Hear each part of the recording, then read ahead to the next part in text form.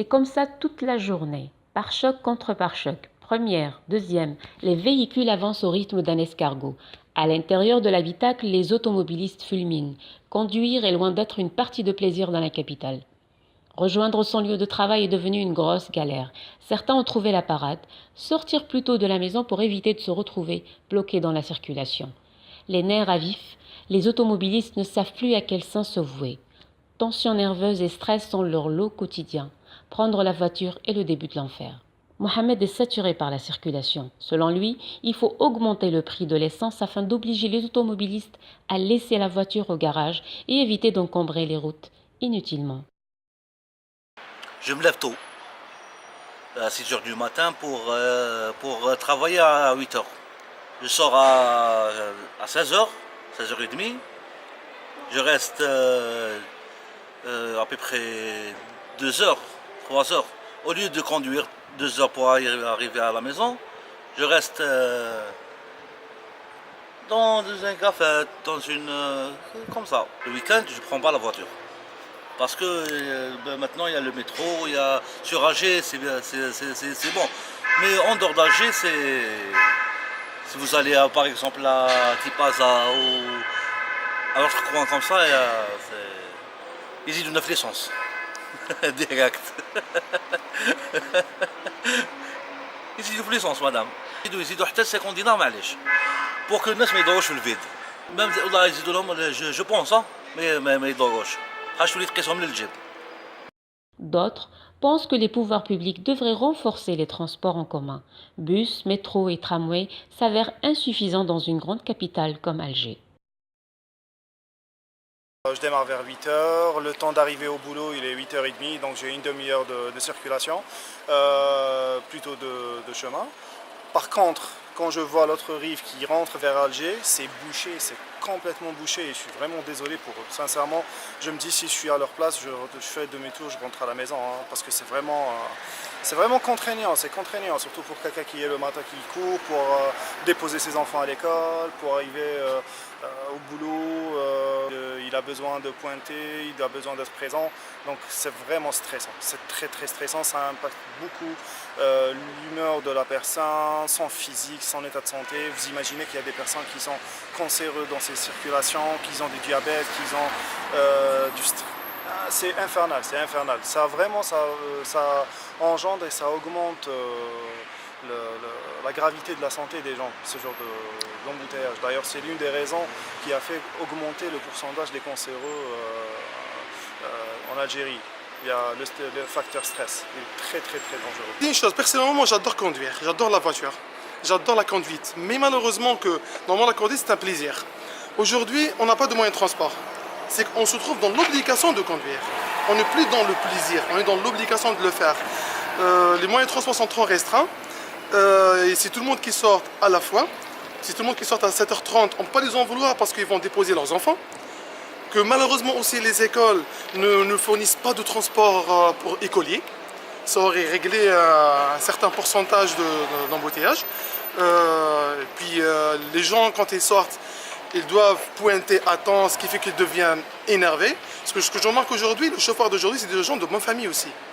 C'est pas des voyous, mais c'est le cumul de stress qu'ils subissent chaque jour qui le rend ainsi. Et puis c'est une réaction aussi. Si quelqu'un aussi me fait un coup de volant, je m'énerve, je risque aussi de faire la même chose, sans faire attention. Alors c'est un effet domino. Et c'est pas à nous, en tant que peuple, de changer, plutôt au système, d'imposer une organisation ou bien d'une infogérance, de mieux gérer la route, de faire de la recherche opérationnelle, étudier surtout le flux de circulation durant les week-ends et durant les jours de semaine. On n'a pas de statistiques fiables malheureusement. C'est pour ça que même si on livre par la suite un moyen de transport tel que le métro et tramway, ça ne règle pas le problème. Parce que ce n'est pas bien étudié à la base. Ça a été étudié en 1970 ou bien 80. Le métro a pris 30 ans pour que ce soit opérationnel. Autrement dit, c'est les statistiques des années 80. J'ai des collègues, bien sûr, qui habitent Blida, qui habitent à Ain Benyan par exemple. C'est des collègues qui travaillent avec moi à Babzoar. Ils mettent 2 heures de trajet. Vous imaginez, entre juste Ain Benyan jusqu'à Babzoar, ils mettent 2 heures de trajet. 6h30 du matin, elle sort pour arriver à 8h30. Vous savez ce que c'est 2h30? 2 heures de trajet, c'est normalement, je démarre d'ici, je vais à Tizi Ouzou en 2 heures. c'est quand même désolant. Parce que normalement, c'est tellement fluide qu'elle devrait mettre juste une demi-heure pour arriver. Il n'y a pas les moyens. Moi, je pense qu'il n'y a pas les moyens. Elle aurait très bien pu, par exemple, prendre la voiture, elle va stationner ici à Alger Centre, elle prend un bus, un train, un métro, et elle va arriver à Bebzoar je sais pas, en 15 minutes. Hein. Ben, on se sent lésé, on se sent vraiment qu'on ne nous prenne pas en considération, qu'on n'a aucune considération pour eux, ça veut dire qu'on n'existe pas. Hein. C'est du mépris, c'est comme si on était du bétail, on est en train de rouler, ils s'en foutent complètement de nous. L'essentiel, eux, ils sont bien et puis c'est tout. Et rouler en ville, c'est pas... Vous n'avez qu'à descendre maintenant à la rue du Louvre, vous allez voir tout. Vous pouvez filmer tout ça. Moi, ça m'énerve, ça me stresse, ça me... Qui m'accorde autant l'attention, tout ça, hein, c'est pas... C'est stressant, c'est pas une vie. Vous savez, moi je vais dire un truc, des fois je me pose des questions, je dis, on est poli, mais des fois dans un embouteillage, on change de nature. Je sais pas si vous avez ce genre de... des fois ça m'énerve et je me dis, quand même c'est pas moi, c'est pas possible que je devienne comme ça un peu méchant.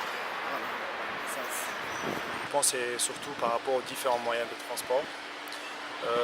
Peut-être privatiser, peut-être que le privé pourra apporter quelque chose, pas privatiser avec des petits commerces, c'est-à-dire vraiment ramener des sociétés privées très sérieuses qui vont gérer la circulation, offrir des parkings, des grands parkings pour encourager les gens à stationner dans les parkings et prendre ces moyens pour éviter qu'ils rentrent à la capitale avec leur véhicule. Ça veut dire que moi, si je vais aller à la capitale, j'habite par exemple à Blida ou un truc comme ça, je rentre par exemple, j'arrive au niveau de Birtuta, Bab Ali, un truc comme ça, je stationne ma voiture et je prends le train, je prends le tramway. Le train, je vais prendre, je sais pas, max 20 minutes pour arriver. Alors que si je prends ma voiture de Blida directement vers Adjacent, c'est 1h30. C'est totalement... D'ailleurs, je vais gaspiller mon argent, je vais gaspiller les pièces de mon véhicule. Voilà, je vais user de ma voiture. Les embouteillages sont devenus tellement inextricables que la plupart des automobilistes attendent fébrilement le week-end pour lâcher le volant et oublier la jungle métallique urbaine qui les rend nerveux et agressifs. Il faut qu'il y ait des feux tricolores bien positionnés, qu'il y ait un moyen de transport. Quand on part en Europe, c'est tout le monde qui sont véhiculés, mais ils prennent tous les moyens de transport en commun. Le directeur est compris le plus bas d'échelle de la société. Chez nous, non, on trouve même un étudiant qui est à la fac qui prend la voiture de son père. Parce qu'il sait très très bien qu'il arrivera en retard à son cours. Alors le problème, c'est pas le nombre de voitures qu'on achète. J'ai le droit d'acheter une dizaine de voitures comme je veux, si je suis riche. Mais est-ce que je suis obligé d'utiliser ma voiture ou bien je l'utilise juste pour le plaisir? Si c'est pour le plaisir, là, on va changer de mentalité. Si je suis obligé de le faire, automatiquement, la voiture ne deviendra qu'un moyen de transport.